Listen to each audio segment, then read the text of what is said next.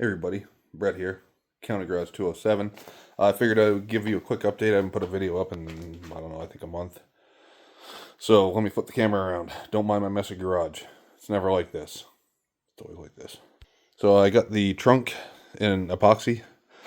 Reason being, can't really see with all the dust, body filler dust on here, but this was pitted really bad. So what I did is I used my surface conditioning tool. Where is that thing? Right here. If you don't have one of these, you need one. They're awesome. If you have one, you know what I'm talking about.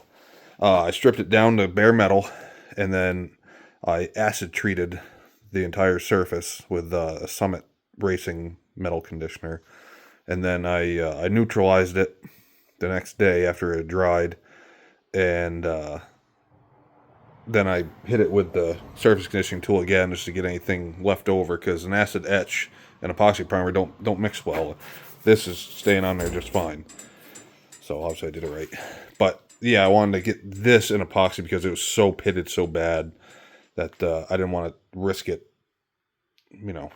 But I got to do a little bit of mud work on it. We had cut this years ago. Is that broken? No, that's just body filler. We had cut this section out because I needed to fix the keyhole. They must have took like a big punch and just jammed it in there. And yeah, but here's how the cars come along. Let me zoom back out. Like I said, don't mind my messy garage. I had an issue with the roof. I tried to fix the oil canning issue that every single one of these cars I've ever owned has it. The roof oil can so bad. And I tried to fix it. I tried to teach myself how to use the heat and shrink method. Well, I overdid it, and I concaved it just a little bit, and probably maybe this much. So I did some work with some filler. That took quite some time. You can see all the different colors. What else? I have replaced this passenger side rocker panel. It wasn't, it probably would have lasted a few years, but I had the new panel anyway. But it did have some pinholes in it. You can see here, I didn't do the whole rocker panel. I stitch it along in here where your Fisher body plate goes over. And I am going to have to skim coat this entire thing, because obviously you can't feel it, but I can because I'm here. This isn't smooth. It's like got like a dip in it, the whole thing. So I'll put a skim coat of filler across that. What I did when I cut the old one out is I cut the bottom of the quarter panel off.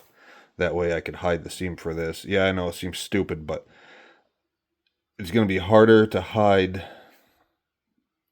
Oh, in my opinion, now thinking about it, I should have done it the other way, but in my opinion, it's harder to hide a seam in the rocker panel than it would be here, because obviously when I welded it back together, it sucked it in a little bit, so I was able to lay some filler in it. Now I just need to finish shaping it. It's just about there. I got I don't know if you can see it over there, don't mind my mess. The door's over there. That doesn't really need anything. I had to fix a couple small little rod holes in it. I straightened that passenger fender. What else have I done?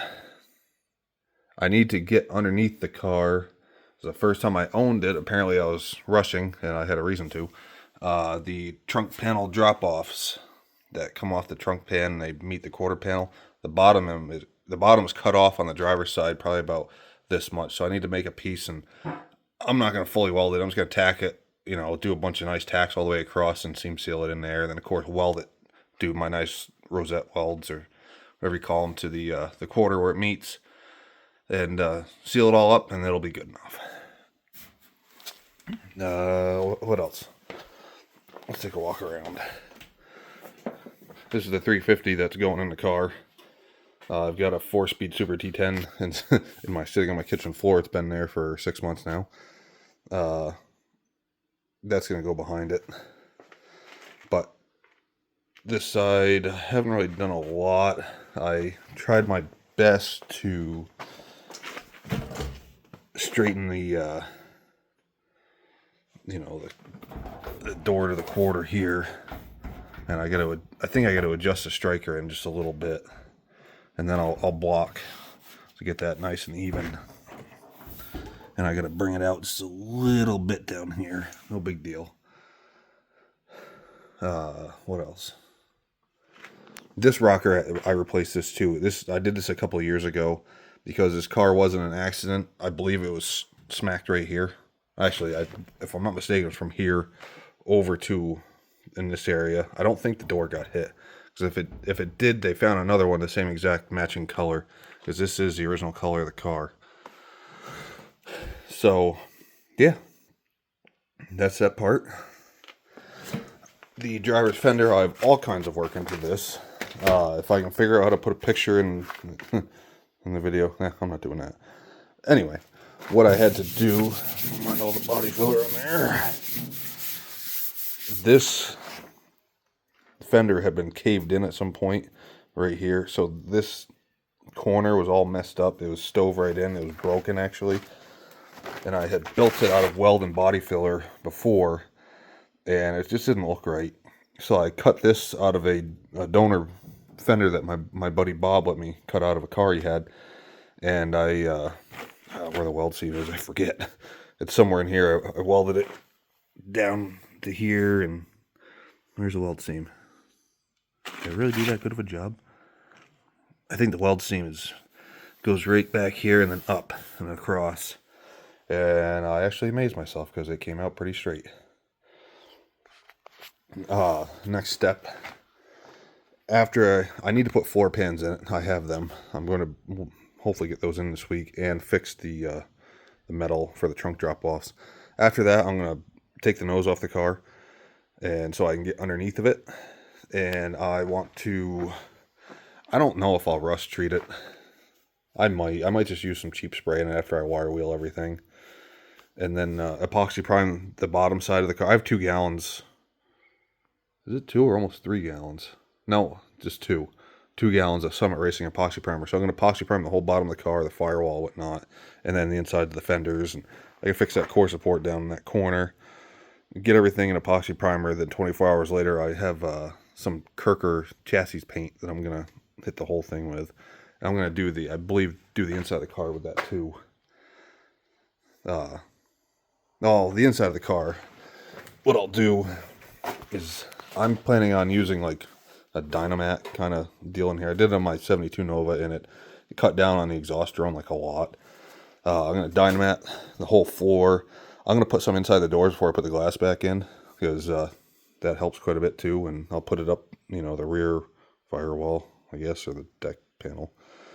And so all I need to do in here is just epoxy primer. I don't need to top coat it.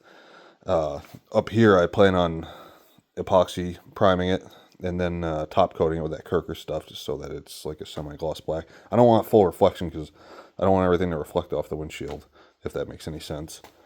But yeah, I figured I'd just give you guys a quick update. I hope I didn't bore you. I got these. This is actually pretty smooth. I need to shape the corners here a little bit, but what I really need to do is I need to actually put the trim in here, and so I can shape the inner corner too, as I want that to line up right. This car's not going to be perfect. It's going to have its little issues, like I think like little stuff like down here. I'm not going to, where that sticks out, I'm not going to fix that. I almost sold my Hugger Orange paint kit. Well, I shouldn't say almost sold it. Nobody messaged me about it, but I put it up for sale and I took it down. I don't know. I've always wanted a Hugger Orange Nova, and I have, quite literally, I have 2.5 sprayable gallons without reducer. You really should reduce that stuff by like 15%. So closer to 2 3/4 gallons. So that's, oops, I ripped one. No editing on this one. I should have plenty enough to do underneath the trunk lid, underneath the hood, and yeah, door jams and whatnot inside the doors, and all the places you might potentially see when I open a door, or the hood, or the trunk. Anyway, that's gonna be it for right now. I am gonna, after I get the metal work done, I really don't like recording that because, just be honest, some of my work isn't the best. It'll work, but when I get to the process of actually epoxy priming the car, then hide building it and block sanding and whatnot, and then obviously paint, I'm going to record everything and I'm going to put it, I believe, in one episode. So it's going to be a longer episode, probably. I should say a longer video. It's not an episode. I'm not a TV show. Uh, it'll probably be closer to an hour. Uh, maybe I might try to keep it just a half hour, but maybe closer to an hour because that's when people's attention span typically run out is after 45 minutes. So we'll see. Hey, this thing's backwards. Yeah, it is. Kind of funny. But I guess if you want, like, subscribe. I don't think I can do that hype button thing, but yeah, like and subscribe and let me know what you think. It's going to be Hugger Orange. I've always wanted one, and this is the one that's getting it. It's going to be cool. I can't wait. So, see you guys next time. Shut it off.